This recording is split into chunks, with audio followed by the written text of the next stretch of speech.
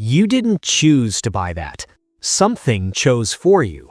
That purchase you justified with logic, the upgrade, the limited edition, the thing you needed. Your conscious mind wrote the story after the decision was already made.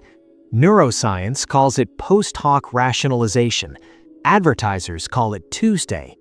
Here's what nobody tells you. By the time you feel urgency, the game is already over. And by the end of this, you'll never experience an advertisement the same way again. Picture this. You're scrolling, unbothered. You aren't looking for anything. Then you see it. A product, a countdown timer, a phrase like "only 3 left in stock." Suddenly, your chest tightens slightly. Your scroll slows. You tell yourself you're just looking. 30 seconds later, you're entering your card details. What just happened in those 30 seconds? It wasn't a sale. It was a hijack. Your brain runs on 2 operating systems. The first is slow, logical, deliberate, the part of you that reads terms and conditions, theoretically. The second is fast, automatic, emotional, the part that actually runs your life. Advertisers have spent billions of dollars learning to bypass the first and speak directly to the second. The primary weapon they use is called scarcity signaling, and it's older than money itself. When your ancestors spotted ripe fruit on a tree with other people nearby, the brain that hesitated left fewer descendants. The brain that acted immediately, irrationally, urgently, survived. That ancient wiring is still inside you, completely intact, and every limited time offer on Earth is pulling that same primal lever. Here's where it gets darker.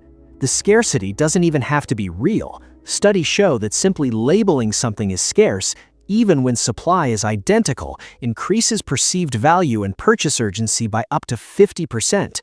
Your brain doesn't verify scarcity, it feels it. That feeling is the product. The actual item is almost secondary. But scarcity is only one layer. Underneath it runs something even more powerful: loss aversion.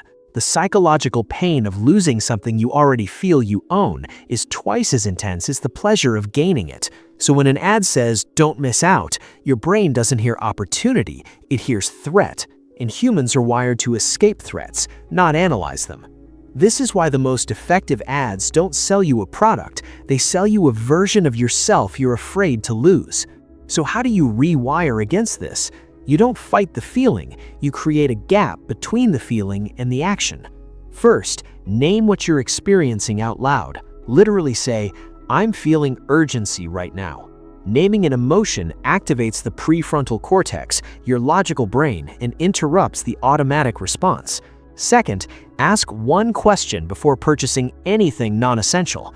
Would I want this tomorrow if the timer wasn't there? If the answer requires hesitation, you have your answer. Third, recognize the identity play. When you feel pulled toward a product, ask what version of yourself it's promising. That awareness alone dissolves 80% of the illusion.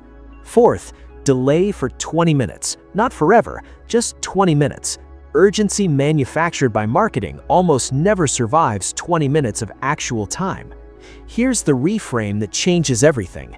You are not weak for feeling this. You are human, with a brain shaped by millions of years of survival, being exploited by systems designed by the world's most sophisticated psychologists with unlimited budgets. Knowing the mechanism doesn't make you immune, but it makes you the observer, not the target. The most expensive thing you'll ever buy isn't a product, it's the moment you stopped paying attention to why you wanted it.